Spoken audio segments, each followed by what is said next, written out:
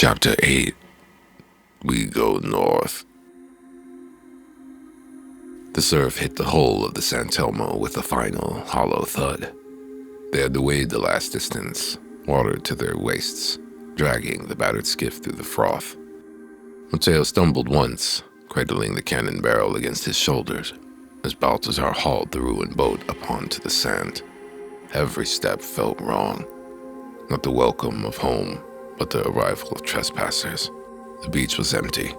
No fishermen mending nets, no children chasing the tide, only wreckage, bits of broken carts, shattered barrels, and the curled bones of animals washed ashore by a tide that smelled faintly of blood and iron. Baltasar crouched, running a hand through the sand. "Not right," he muttered. "No footprints, no nets." Mateo slung the bow across his back, scanning the tree line. Beyond the dunes, fields stretched away in withered patches. Once rich soil cracked and broken like a clay bowl dropped from a great height. The air smelled wrong too, like rot rising from the earth itself. "We find a river," Baltasar said. "Follow it inland." They salvaged what they could from the skiff. A few coils of rope, a half-empty water jug, the last of the salted meat. Then they set off across the dunes. The sun rose higher, pale and sickly. As they climbed the low ridge, Mateo froze. Ahead, a small village clung to the land like a dying thing. Roofs sagged inwards, doors hung ajar. No smoke rose from the chimneys. Baltasar pulled the cannon from his back, cradling it like a sword. "Stay close." They entered the village cautiously, boots crunching on brittle straw. A tattered banner hung over the main square, its colors bleached to nothing. A well stood at the center, half collapsed. In the shadow of the well, a man sat slumped against the stones. Mateo approached carefully, the man's head lolled sideways, revealing hollowed cheeks and eyes clouded with flies. A crude wooden cross had been nailed into the ground beside him. The writing, if it ever existed, had long since faded. Baltasar turned away. "They starved." Mateo scanned the doorways. Shapes lurked inside. Bodies, or worse. He didn't dare look closer. "We can't stay," Mateo said.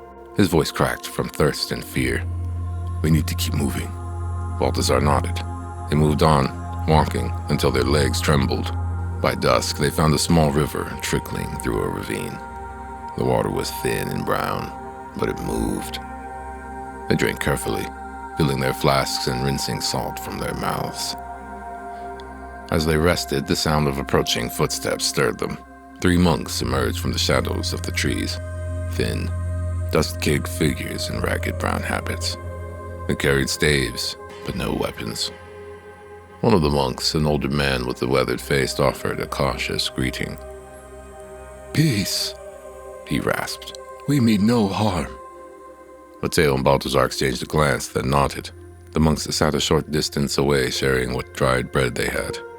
"The south is lost," the old monk said without prompting. "Seville, Cordoba, even Malaga. Riots, fires, hunger so fierce men eat carrion from the streets." Another monk added, "The land is sick, crops rot in the fields, wells turn foul, the ground itself betrays us." Baltasar frowned. "Where are you headed?" "North," the elder said simply, "like everyone else, toward the Greenlands, towards hope." The third monk, younger and hollow-eyed, muttered, "If there's any left." Mateo sat very still, feeling the letter like a weight inside his satchel. Seville was lost. A bishop was likely dead or trapped behind broken walls and starving mobs. The choice was made. That night, by the thin flicker of a shielded fire, Mateo pulled the letter free. He read the old priest's careful words one final time, and folded it carefully and placed it beneath a cairn in the stones at the river's edge. A promise laid to rest. "North," Mateo said, rising. Baltasar nodded without hesitation. "North," he echoed. They slept lightly, the stars cold above them, the slow collapse of the world pressing closer with every breath.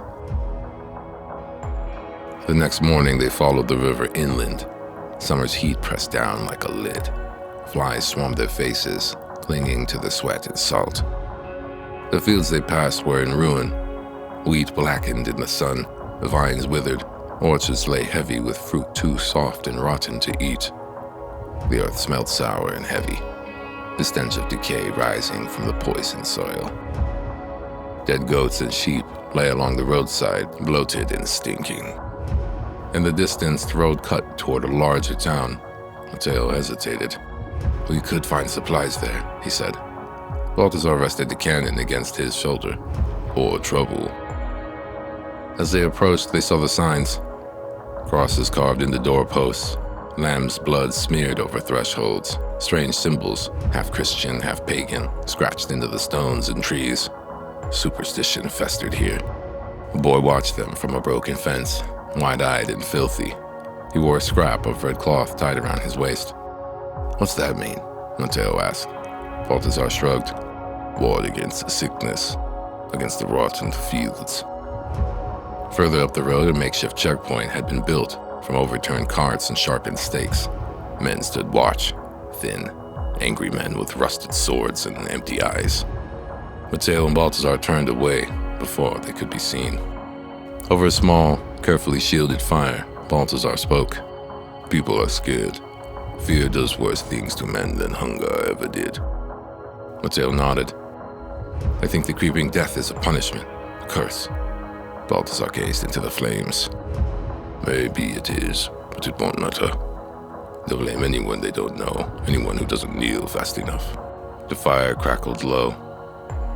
The stars wheeled overhead, mute and cold.